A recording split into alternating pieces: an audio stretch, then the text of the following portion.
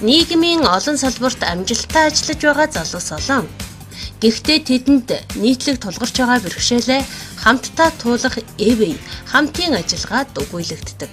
Залуучууд нэгдэж тулгарч байгаа бэрхшээлээ тодорхойлон гарах гарцыг нь хамтдаа хэлэлцэн төр засаг олон нийт залуус өөр хоорондоо хамтран ажиллах шаардлага зүй ёсоор тулгарч байгаа юм а.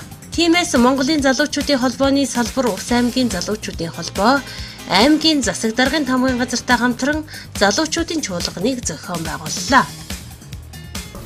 За аймгийн залуучуудын холбооноос 2014 оны 10 сарын 15-наас 20-ны хооронд 3 бүсийн чуулга уулзалтыг хийлээ.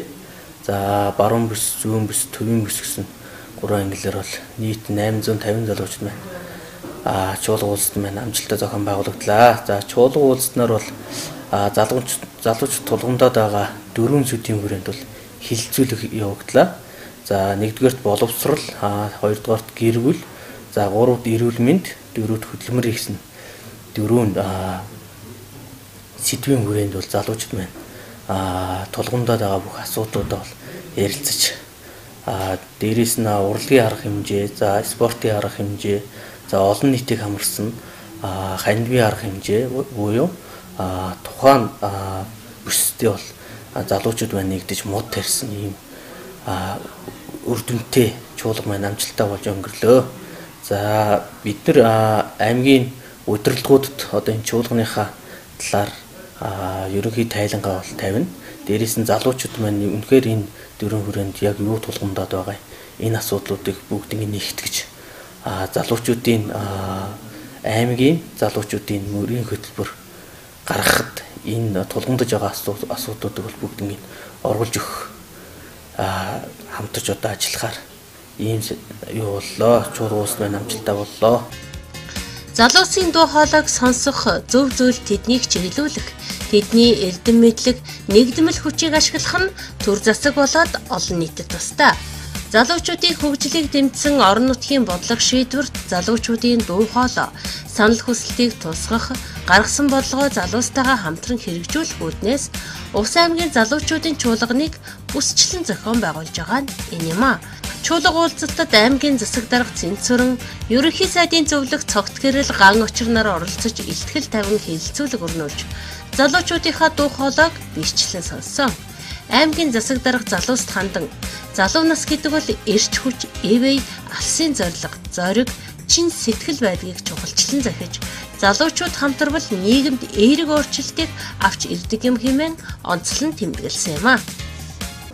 Би 3 зүйлээс залуу насны эрч хүч, залуу насны урам зориг, нийгмийг шинжлэхж тэр их эрч хүч дандаа залуучууд хадгалагдаж явж байдаг гэж дандаа боддгийг. Нэг түүхч хэлсэн байдаг. 13 дугаар зуунд эсхийг эрт 30-40 насны хэдэн залуучууд цуглаад дорн зүгт солонгосын хавийг эзлэх, өрн зүгт Каспийн тэнгист хүрэх байлдааны ялх шалхалгүй төлөвлөгөөг хэлэлцээд сууж байна. Хүний түүхэнд энэс өөр урд өмнөж хожимж хизээч ийм агуу их цар хүрээтэй байлдааны төлөвлөгөө ярьж байсан удаа байхгүй. Энийг Монгол залуучууд ярьж байлаа гэж түүхэн тэмдэглэл үлдсэн байдаг. Тэр их агуу их эзэн төрнийг дөнгөж 30 настай залуучууд бүтээж босгож өнөөдөр дэлхийн Монголоор гайхаж байгаа энэ Монгол залуучуудыг бүтээсэн бүтээл Монголын ард түмний агуу их баатарлаг түүхийг залуучууд бүтээсэн. 1911 оны эрхчлөөний хувьсгалыг 1921 оны ардын хувьсгалагч мөн л 30 насны хэдэн залуучууд эхлүүлж Манжин дарамнаас ард олноо чөлөөлж Капитан Дүрмгийлээс их орноо хамгаалж өнөөгийн нийгмийг цогцлон бүтээхэд бол зүтгэл тэмцэж авсан тэр залуучууд бол манай Монгол залуучууд. Зүүн говь, зүүн хангаа, Хяргас, Тэс, Өндөр хангаа, Цагаан хайрхан сумын залуус баруун төрөө суманд Завхан, Өлгий, Өмнөгов, Ховд, Малчин сумын залуус Наранбулгт, Улаангом, Түргэн, Давст, Сагил, Бөхмөрөн сумын залуус Тариалан суманд чуулж 2 өдрийг хамтдаа өнгөрүүлсэн байна.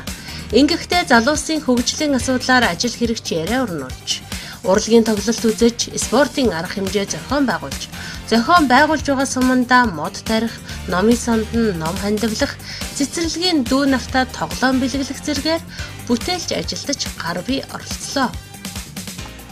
Увс аймгийн засаг даргын тавгын газар Увс аймгийн залуучуудын холбооноос Увс аймгийн залуучуудын чуулган уулзалтыг 3 бүс хуваагаад баруун түрүү Наранбулг, Тариалан суманд хуваагаад хийж байгаа байна. Энэнд Монгол Улсын засгийн газрын ерөнхий сайдын ажлын албан хүсэлт тавьсны дагуу ерөнхий сайдын зөвлөх миний бие мөн ерөнхий сайдын залуучуудын асуудал хариуцсан зөвлөх хаан очирогтөр бас ирээд оролцож байна. Эхний чуулганы ажиллагаа бас амжилттай явж байна. Эхнээд илтгэлүүд яваад одоо энэ хилцүүлэг явж байна. Бас нэлээд үр дүнтэй юм хилцүүлэг болж байна.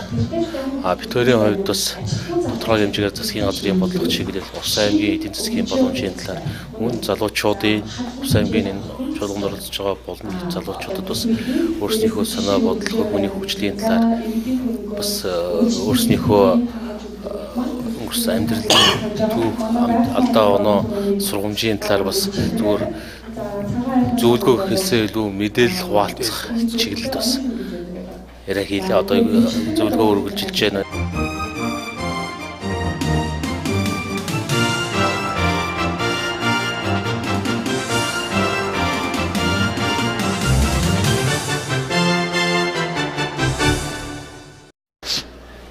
Ач холбогдлын хувьд бол энэ зүгээр залуучуудын оролцоог оролцуулж байгаа нь би бол маш их сайн гэж үзэж байна. 1. 2-дугаарт хамгийн чухал зүйл нь оролцож байгаа залуучууд маань маш их итвэхтэй, итгэлтэй, сэтгэлтэй хилцүүлэгт оруулж байна. Нэг хүн ирээд юм ярихаас улдаар тэнд байгаа залуугийн бодит амьдрал дээр тулгарч байгаа тэр асуудлыг сонсож авна гэдэг бол надад асар их чухал байна. Чинь өнөөдөр би боловсролын салбарын асуудал дээр хамт суулаа. Залуучуудын өмнө тулгамдаад байдаг асуудлууд, насан туршийн боловсролын тухай асуудлууд, сумын төв дээр байгаа асуудлууд, малчин залуучууд өөрсдийнхөө тэр боловсролын асуудал дээр яаж шийдэж чинь, ер нь залуу хүний үед боловсрол гэж юу юм? Одоо энэ дээр биднээс юм шийдэх гарчиж юу вэ гэж олон талаар хэлцлээ. Тэгэхээр би үр дүнгийн хувьд бол энийг маш сайн гэж бодож байна. Энийг зохион байгуулсан аймгийн удирдлага центрын дарга мөн энийг зохион байгуулалтанд маш сайн оролцож, итгэхийлэн ивент итгэж оролцож байгаа манай цогт хэрэл зөвлөх.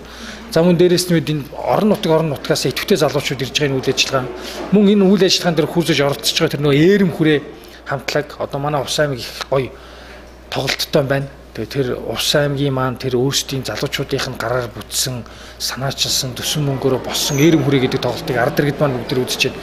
Энэ бол надад маш их сонирхолтой байна. Энэний үр дүнд би өгсөж байна гэж. Энэний үр дүнгээс би Увсын бүх залуучууд нэгнээ таньдаг болоосаа. Нэгнийхээ утасны дугаарыг бүгд аваад яваасаа баг болсон залуусаасаа. Тэр залуучууд маань эргээд хаанчуулсан нэгэндээ тусалдаг байгаасаа. Малчин 4 залуу танилцж байна. Танилцсан 4 залуу эргээд уулзахдаа зодтой үед нэгэндээ илүү нэмнэгээ илүүжилдэг байгаасаа. Цагаан сараар нэгэндээ мэд хүргэдэг байгаасаа. Энэ бол залуучуудын боловсрол, хоорондын харилцаа бүх юмны шийдлийг эхлүүлсэн маш их том эхлэл гэж бодож байна. Энэ эхлэлийг цааш нь хадгалж авч явах нь бол цэвэр залуу хүнээс өөрсөөс нь шалтгаална. Дараагийн нэг чухал асуудал нь аливаа нэгэн төр засгийн газар, аймгийн удирдлага гэдэг хүн залуучуудыг хөгжүүлэх тэднүүсийг сайн сайхан байлгах үүргийг хүлээдэггүй. Ер нь аливаа төр засгийн удирдлага зам тавих үүрэгтэй, гэрэлтүүлэх хийх үүрэгтэй, бага насны бүтэн хүүхдүүдийг асрамжлах үүрэгтэй, боловсролыг хүргэх үүрэгтэй. Залуу хүний амьдралаа сайн сайхан болгох, боловсруулах бүх зүйл Увсын тэр залуучуудын өөрсдийнх нь гарт байгаа. Тийм учраас манай залуучууд хэн нэгнээс шим хүсэх, гуйх, бодлого гаргах биш өөрийнхөө тулсан асуудлыг өөрөө яаж шийдэх вэ? Өөрийнхөө асуудлыг шийдсэн бол бусад залуучуудаа яаж туслах вэ? Бусдадаа тусалж эхэлж байгаа тэр харилцаа холбоо маань нийлээд нэг хүчүүлж бүгд цаашдаа залуучуудын өмнө тулгарсан асуудлаа яаж шийдэх вэ гэдэг бол хамгийн чухал асуудал гэж хэлмээр. Аймгийн засаг даргын тамгын газар Монголын залуучуудын холбооны салбар Увс аймгийн залуучуудын холбоо Сумдын засаг даргын тамгын газартай хамтран зохион байгуулсан тус арга хэмжээ 850 гаруй залуусыг нэгтгэж тэдний дуу хоолойг сонслоо. Ингэхдээ залуучууд боловсрол, эрүүл мэнд, хөдөлмөр эрхлэлт, гэр бүл, нийгмийн оролцооны чиглэлүүдээр хөгжлийн хөтөлбөр боловсруулахад санал өгөх хилцүүлэг өрнүүлж, чуулганаас гарсан санал санаачлагыг тодорхойлон орон нутгийн удирдлагуудтайгаа хамтран хэрэгжүүлэхээр тогтжээ. Чуулга уулзалтад оролцсон залуус танилцаж, туршлага мэдээлэл солилцож байгаадаа баярлаж байгаагаа зохион байгуулагчдад илэрхийлж байлаа. Чуулган манай Наранбалаг суманд баруун гисэн чуулган болж явж байна. Үнэхээр гайхалтай. Өглөө бид нар бас нийлээ хожигч ирсэн л дээ. Тэгтээ 8 хожид ирсэн. Ирэхэд бол үнэхээр газрын манай ирж байгаа хүмүүс маань ирчихсэн байсан. Тэгээ өнөөдрийн чуулган дээр тавигч байгаа асуудал яг манад одоо байгаа. Залуусын эрүүл мэнд, залуусын хөдөлмөр эрхлэлт, залуусын боловсрол, залуусын гэр бүл гэдэг. Яг энэ дөрвөн орчинд яг манай залуучууд дандаа яг тулгамж байгаа асуудал. Энийн тухай энэ залуучууд гарц байна. Энэ залуучуудаа гаргуулах гэсэн оролдлого байна. Энэ их гайхалтай байна. Ингээд эндээс л үнэхээр гайхалтай шин санаа, гайхалтай гайхамшигтай цаашаа иргэх одоо манай цаашаа төрдтэй цаашаа хөрөх том санаанууд гарна гэдэгт итгэж байна. Манай багууд ингээд ногоон шар баг байгаа. Шар багууд гэр бүлийн асуудал болсон байгаа. Яг залуусуудын гэр бүл бүгдээрээ гэр бүлтэй. Гэр бүлийнхээ сайн сайхны төлөө амар уралдан ярьж байна гэдэг энэ бол. Өнөөдөр гайхамшиг ингээд энийг хөвөлөж зохион байгуулж байгаа Монголын залуучуудын холбооны хамт олондоо баярлалаа. За тэгээд өнөөдөр би энд бас залуучдын чуулганд оролцож байгаа өөрийнхөө одоо бид бүхэн залуу хүмүүс тулгамдаад байгаа асуудал ямар асуудал тулгамддаг тэрийг одоо хэрхэн шийдвэрлэдэг гэдэг энэ тал дээр бас дуу хоолой хүргэхээр хүрэлцээрээд сумынхаа залуучдад хүрэлцээрээд байгаа. Өнөөдөр бидний залуучууд хамгийн гол тулгамдаад байгаа асуудлуудад бас миний бодлоор зөвхөн энэ бол залуу хүн бүхэн дээд мэрэгжил эзэмшээд сум орон нутагтаа ажиллаж амьдрахаар ирдэг. Гэтэл одоо манай өнөөгийн байдлаар бол сум орон нутагтаа сайхан ажиллаж амьдрах орон тоог мэт ийм зүйлүүд маш дутагдaltaй байдаг. Тэгэхээр энэ талаар бас манай сум орны удирдлагууд мөн одоо улс төрийн тэргүүнүүд маань энэ бүхнийг бас анхаарч үзээсэй. Энэ тал дээр бодлого тодорхойлосоо гэж би бас бодож байна. За дээрээс нь манай одоо орчин үед бол залуучуудын эрүүл мэндийн асуудал бас маш тулгамдаад байгаа асуудлуудын нэг. За энэ залуучуудын эрүүл мэндийг дээшлүүлэх, тэдний эрүүл мэндийг дэмжих тал дээр бас тодорхой хэмжээний бодлого боловсруулагдаж одоо улс орон даяар хэрэгжээсэй гэж хүсэж байна. Энэ цаг үед хөдөөгийн залуучууд тулгамдж буй асуудлаа ярилцж байна. Баг болж хуваагдаад ярилцж байгаа боловч залуучуудаас маш их зөв оновчтой санаанууд бол маш ихээр гарч байна. Манайх одоо ингээд боловсрол гэсэн сэдв сонгоцсон байгаа хөөе. Тэгээ хөдөөгийн залуучуудын боловсрол одоо яаж дутгч байна вэ? Хөдөөгийн залуучууд одоо яавал тэр боловсрол нэмэгдэхээр байна вэ? Тэр боловсролыг яаж хөдөөгийн залуучууд яаж чиглүүлж өгөх вэ гэсэн юм дээр бид ярилцж байна. Тэгээд бас ерөнхий сайдын зөвлөх ирсэн байна, аймгийн удирдлагууд ирсэн байна, сумын удирдлагууд, сумын удирдлагууд ирсэн байна. Тэгээд ийм сургалтууд ер нь анх удаа зохиогдож, тэгээд бас ач холбогдлоо газар дээр шийдээд бас боломжийн сургалт явагдаж байна. Манайх бол ерөн бодлого хөдөлмөр эрхлэлт гэдэг дээр сэдвүүд дээр ажиллаж байгаа. Тэгээд манайх хөдөлмөр эрхлэлт гэдэг дээр болохоор нөгөө залуучуудын оролцоо идэх, тэгээд залуучуудын ажлын ачаадал, тэгээд цалин хөлс, тэгээд ус дөржсөн байдал гэдэг тал дээр л бидний тулгамдсан асуудлаа гаргаж ирж байгаа. Чуулга уулзалтаар залуус олон санал санаачлал гаргасан.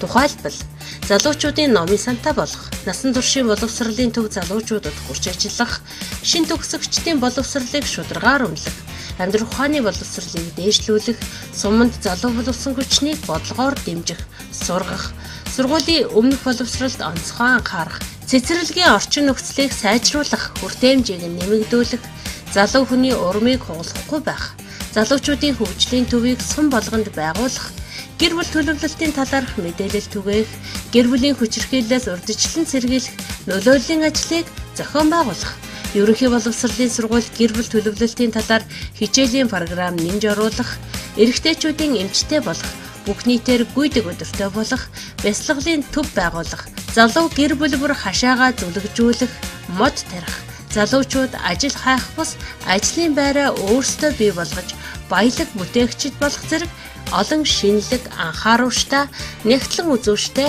хамтран хэрэгжүүлэх боломжтой саналуудыг гаргаж байлаа. Залуусын гаргасан саналд хөрөнгө мөнгө шаардахгүйгээр зохион байгуулалтын арга хэмжээ авахч санаачлаг олон байсан юм а.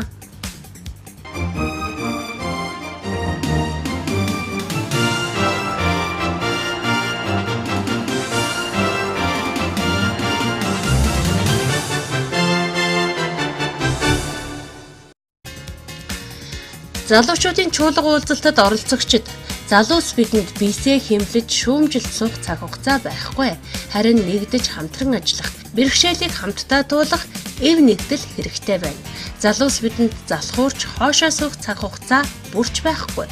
Эвл хийлж идвэх санаачлаг гаргаж хөдөлмөрлөх, бүтээх, хөгжлийн түүч авах хариуцлага оногдож байна. Залуус бидэнд гомдлож суух цаг хугацаа алгаа. Хөгжлийн галт тэрэг хэдийнэ хөдөлсөн. Санаачлагтай, хариуцлагатай бүтээлч иргэд болцгоё. Бид хамтдаа чадна хэмээн залуучуудаа хандан уриаллаа.